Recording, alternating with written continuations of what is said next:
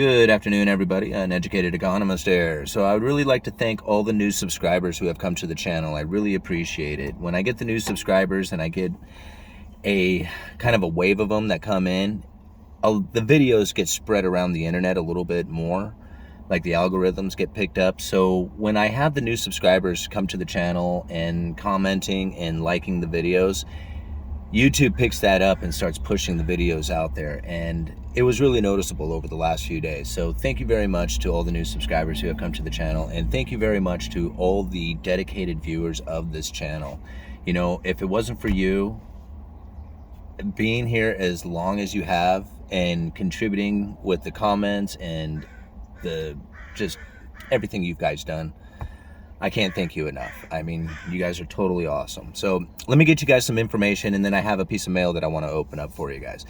To the new subscribers, you'll hear me talk about credible threats. You'll see us talk about credible threats quite a bit. And if you're not familiar with credible threats, it's basically the main tool of the Federal Reserve that they are using to try and implement their monetary policies.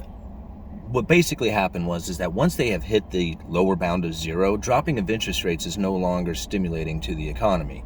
They have to rely on fiscal stimulus, which is pretty much government spending.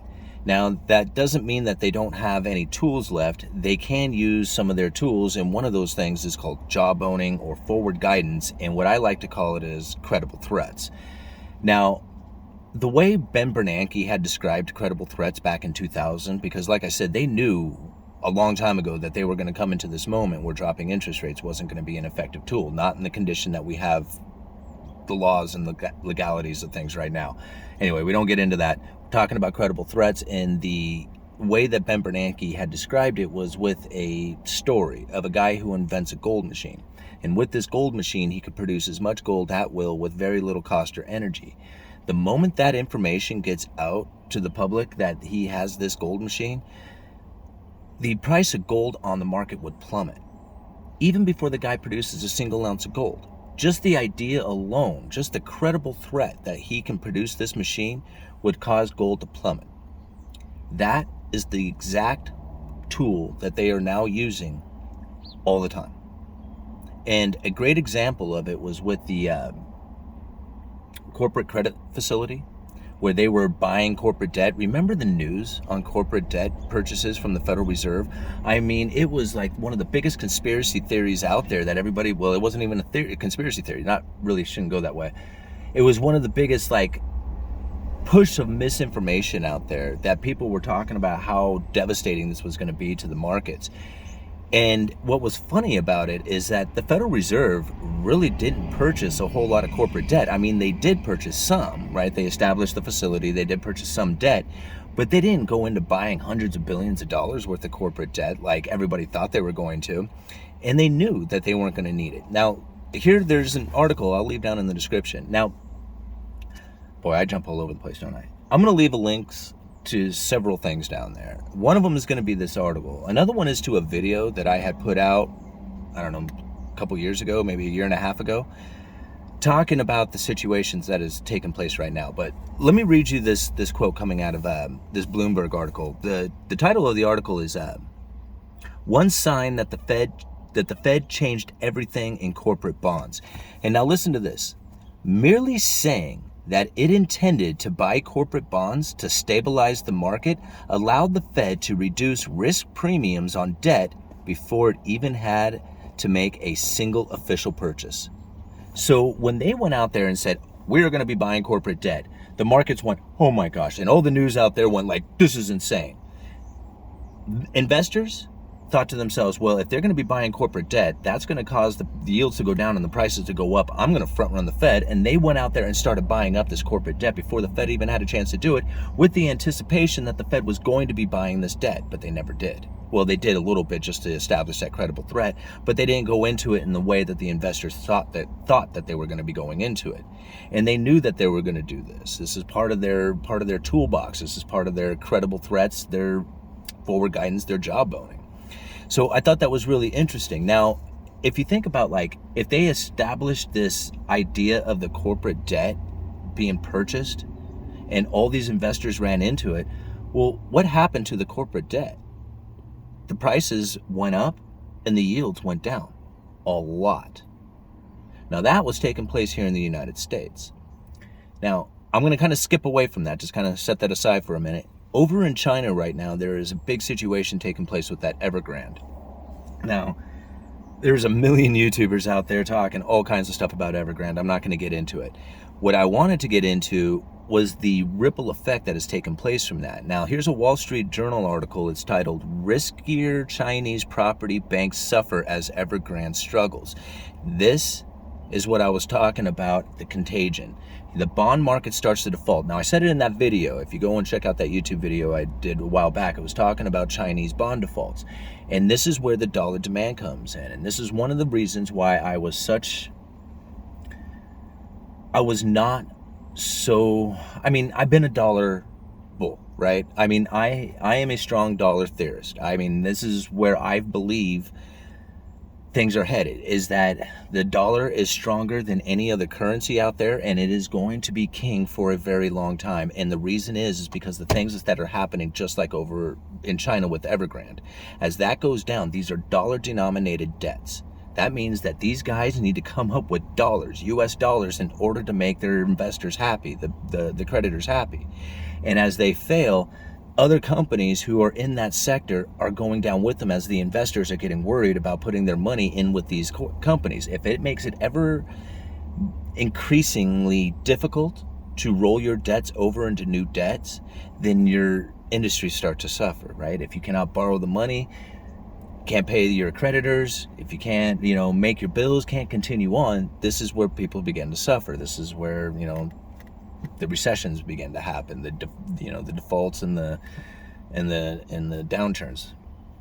Anyway, so I found that to be very interesting, how these dollar bonds are really now becoming a critical issue over in China, and I can only assume that as this continues on, the demand for dollars will continue to increase, because you got to think think about all the people who have invested into these companies. How many pension funds and money managers and stuff have all this money tied up because they're looking for that fixed income, right? They want that steady return. They want an interest rate that has a steady return. They want it in US dollars, and they found it over in these Chinese companies, probably thinking that the Chinese government would bail them out just like the United States is bailing out all the corporations here in the United States, or at least the idea of that taking place. Whether it happens or not is another story, but if they can put out that credible threat that makes people believe that, then you would have a lot of people investing inside of that, because there's a higher yield when you go and invest with these Chinese bonds, right? These Chinese corporate bonds. But after they're failing, where do the investors go? The investors like, well, man, I don't want that anymore. They start dumping that Chinese bonds, and they're like, but I still want my fixed income of dollars. Where do I get it?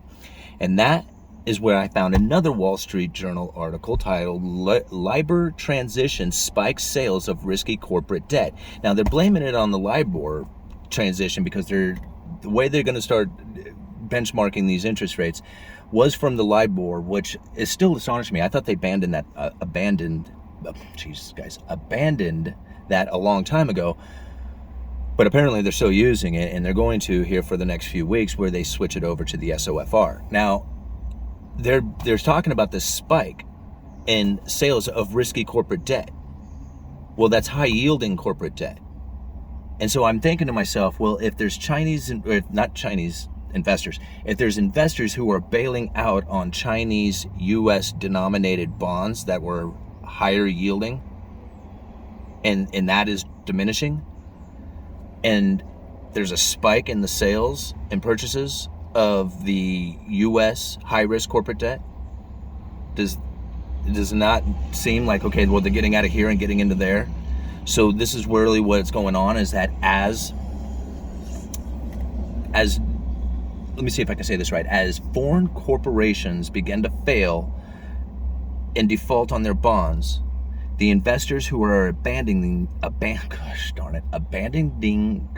you know what I'm trying to say, get out of that and start moving into a place where they find it in the safe havens over in the US markets, which I feel at some point is going to reverse, and you're going to see the interest rates rise, and that is going to be a very difficult place for everybody to be, because that is like the last position, right? Everybody's spread all over the world, and then next thing you know, they find themselves in the United States right before the interest rate spike, and all that bond market just collapses. Wow, did I say that all? Okay, I'm gonna leave it at that. I think I probably went a little too deep, too far, and I don't even know if I made sense on that. Let's open up the mail. But I'll leave links to all that stuff down in the description as always. So look for the articles down there. Thank you, Cameron. Thank you very much, Cameron. You sent this a while ago. I picked it up, and I'm sorry. I threw it in my glove box because I didn't have time to do the video right then, and honestly, I forgot about it until today. So I do apologize, man.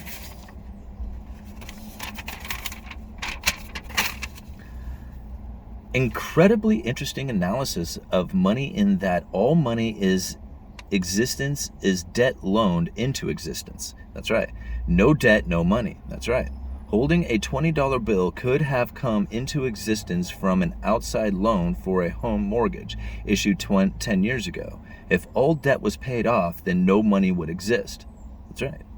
It gets even more mind-boggling knowing all this debt is interest-bearing. So if paying off the debt settles the original loan amount, there would also need to be an additional amount for the interest portion, whether this comes from other debt money in circulation, or if the issuing bank already spent all loan profit, the interest back into the economy.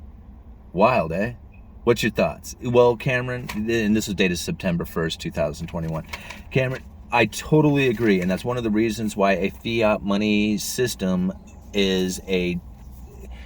all fiat systems will eventually collapse. There is no way that you can get around it because there is never enough money to pay back all the principal and interest. It's just the way it is. So there's only ever increasing amounts of money or decreasing amounts of money, but there is never a time where there will ever be a paying off of all the debts, because it is exactly like you say, if you paid off all the debts, all the money would cease to exist. There would be no money left. And that's very interesting to think about. Now, as that starts to occur, in my opinion on it, what you would end up finding is that other people would begin to use other forms of currency in order to transact and, do their bartering. Whether it's gold, silver, Bitcoin, or some other type of fiat currency, something will replace it. But yeah, you're absolutely right. All money is in existence due to debt, and if all debts were paid, money would cease to exist. Very interesting stuff. But what else did you put in here? I saw there were some other things. Oh, cool. Oh, right on. Very cool. Pesos from Cuba? Oh, right on. That is very cool, man. Thank you so much.